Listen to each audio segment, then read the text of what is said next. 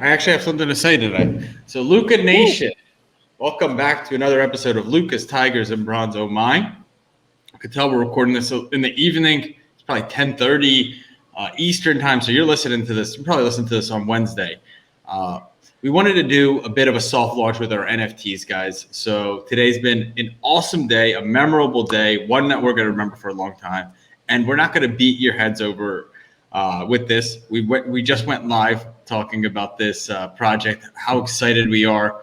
We believe people are getting in on the ground floor of what we're going to accomplish together. So all you guys that have supported, all you guys that have had fun minting, a lot of you guys, we were on the phone all day. First-time NFT buyers, first-time Ethereum buyers. It was super, super fun because seeing how somebody goes from what the F is this to this is kind of like a pack opening that Andrew Cage and the Luca Nation team and community created. And that happens in a span of 5 minutes. So all you guys out there that supported us from day one listening, thank you. All you guys that bought into the Lucas Tigers NFT, thank you. All you guys that just support us and love us and are like, NFTs are effing stupid, we love you. Now let's get into the show. We love you too. That's amazing. Good for you. That's well done. And look, we're not going to try to convince you otherwise. Well, maybe I'll try to convince you otherwise. But, you know, I was in your shoes not that long ago saying, what the hell's an NFT and why Bitcoin? I can't even buy a Big Mac with a Bitcoin. You know, give me a McDonald's coin and I'll be okay with that. So, I mean, it's been an interesting year. Let's just say that. And I love opening up our Instagram page and seeing Spinatron, who has one of the coolest collections in the world, if not the coolest collection. I mean, we had him on, just an amazing. And he's like, "Hey, here you go. Here's my tiger. I wanted number 127, but ended up at 128. So someone must have beat him. Someone must have been minting at the same time as him, and he wants to trade. He wants to trade his for whoever got his lucky number 127. So if you're the one who holds 127, you know you got a trade partner. Spinatron wants to dance." And I mean, listen, the list goes on and on. The folks already bought this, and you know, tomorrow the real launch. You know, a little bit of a soft launch today. It's been a lot of fun.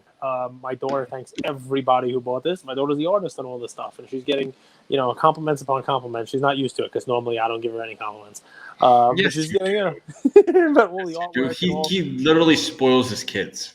I do, but they're my kids to spoil. If I'm not going to do it, who's going to? So that's, you know, that's. Let's talk a little bit of hobby stuff, because I saw a great post today, and I got to give a shout out to Chris Hodge, which is not his last name. It's Chris House of Jordans. Fun fact. Yeah, his last name is Jordans. His middle name is House of.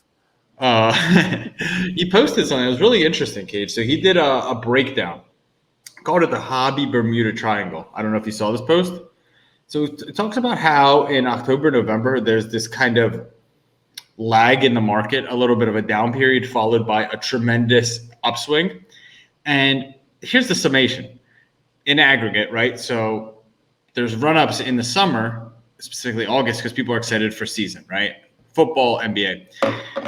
This October, early November time period, and I think it's actually a little bit before. I think it's September to October. People are spending more time watching the games, watching MLB baseball playoffs, NFL, NBA starts up, hockey, and they're spending less time buying cards or researching cards or involved in cards. But followed, so he broke down this 2020 Bermuda Triangle. He said occurred September 10th to October 11th. So that happened in 2020, where there was a period of about 15% down on the card ladder index, which was followed by a post 2020, which was followed by a 45% gain. So there's a little chart there. And I wanted to bring that up because I think a lot of us right now are thinking, you know, what's happening in the hobby? You know, where do I put my money? Yeah, I'm churning out 10%, 20%, 30% there, but where is there money to be made? And that was interesting. So look at that post, and I'm going to tell you right now, I'm going to get right into my play where there's money to be made. So I was on the Instagram Live. I talked about this card a little bit, but a lot of where I do my research is laying in bed 10 p.m. to midnight, scrolling Instagram, listening to a podcast. Well, you know what you're researching on Instagram. No. Influencers? Influencers? 12. Yeah, No. They're influencing you all right. Yeah, that's one way of putting it. And how I do it is I scroll Instagram. We know how you do it. We don't even say it's a family-friendly show here. What are you doing? You're right. I got something near me in the bed, a towel right there to my, yeah, vivid. And I look at cards, and I look at people's profiles, right, who post the cards, and I take the card and I do research. So yesterday I was scrolling, and there was a card that was during the Last Dance was popping off, and I showed it on the live, and people were like, "Yeah, I love that card," and I think people do. I know it's a base card, but I think it's one of those base cards that was maybe the design was beautiful, it was super well made. Like it doesn't look like a base card to me; it looks like an insert, and that's the Michael Jordan 1997 Metal Universe. And specifically, this guy had a PSA 8. And I was like, curious, how much does this card cost? Like PSA 8s of a card from that long ago. I mean, Jordan, I was thinking $200-300. It's a $150 card. And I did some research. And I've talked about this before with the Fleer Kobe 52 card, how difficult that card is to grade. Most of mine got PSA 6, 7s, and 8s. A few got 9s. One got a 10. Really tough card to grade. So PSA 8, especially with that new label, in my opinion, it's the old PSA 9. Now, a lot of people out there think that's not true, whatever it is, but I've seen it with my own eyes. And more importantly, I've seen PSA 8s that I've cracked out and sent to BGS get 9 5s and 9s. And that's not because one company's wrong and one company's right. It's just the current landscape of grading. PSA's got so many cards. They see so many cards, so their standards have gotten higher. That's only natural. The PSA 9 of that card, Cage, I mean, I showed you, it's a $550 card. So here you are, you get a card that is a PSA 7, by the way, this card is about $100. PSA 8 is $160. So to me, the PSA 8 is a steal. It really is, because you could do a lot of things with it. One, you could just buy and hold it. Two, you could buy and crack it out and send it to BGS. You're low risk, right? Because a raw card of this is right around $100 anyway. You crack it out, you see what BGS gives you, or you could cross it over to BGS at an 8 and see what they do. So this card gives you options. It's a beautiful card. It's an easy card to play. And today's going to be a little bit of a shorter show, so I just want to get right into the play. I have one other thing, but I might move it to tomorrow's call. So how about Cage, play, right? So we talked with, we haven't released the episode yet. We took the summertime cards today. And, it's part of the reason we're doing this episode here. I mean, I kind of really went a little nuts on Michael Porter Jr. But one of the things that do you regret it? No, I mean, I stand by what I said, man. Everybody says the guy could score 50. He still never scored 40. And a lot of people have scored 40 who are pretty scrubby. And, he could turn out to be a great player, and I could be wrong. Time will tell. I just don't see it. And I see a lot of inorganic hype, a lot of like, hey, wow, Michael Porter Jr. is going to be the next best thing. He's going to be Kevin Durant. I see a lot of that, and I think it's just because a lot of people have his cards. So here's where I went with that, though. We're talking about, like, Michael Porter Jr. might turn into this, he might turn into that, and how much people are paying on the promise and the you name it. And I kind of went through the different decades of sport, right? And said, all right, you can prospect. You could buy Trae Young now, and maybe Trae Young will have an uptick in the next year. Who knows, right? But Trae Young may ultimately be Ray Allen, which would be a great thing. Trae Young might sign up for that right now, right? He may ultimately end up being that player.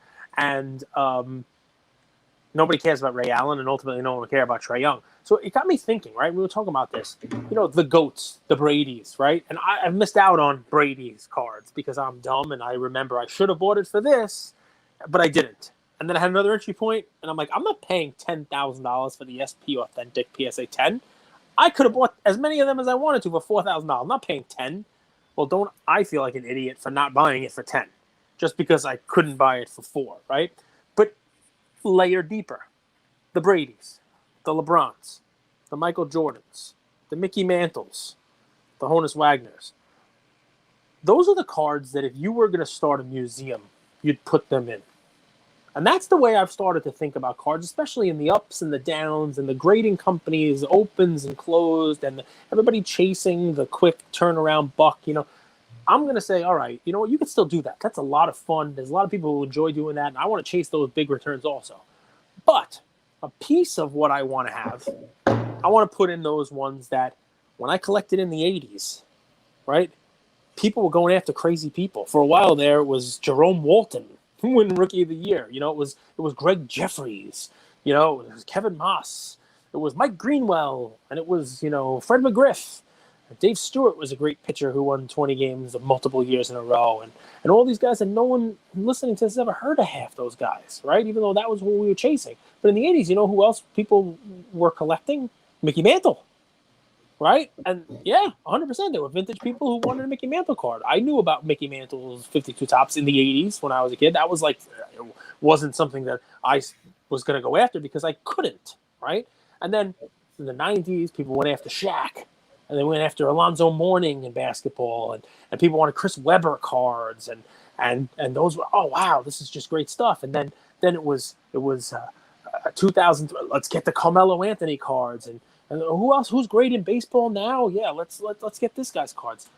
Did people chase Vince Carter? Sort of. I mean, he was stuck in Canada, so it wasn't, but he was a phenomenon. He was a dunker. He was a big name. But even Carter. Yeah, it's not exactly a GOAT. His cards don't exactly run, and the point here is that each one of those decades, as people collected those new guys and were hoping for something else to happen, there are GOATs that come out, right? It's LeBron, right? It's Tom Brady, right? It's still Mickey Mantle. It's still Honus Wagner, right? It's still those GOATs. Those GOATs are still there. Those GOAT cards. Michael Jordan is still there. But you know what's different now than when I was collecting in the 80s? You can get a piece of a Mickey Mantle high-grade card. You don't have to buy the whole thing because I don't have $2 million laying around. I don't have, that kind of money. But there are fractional shares for a Honus Wagner.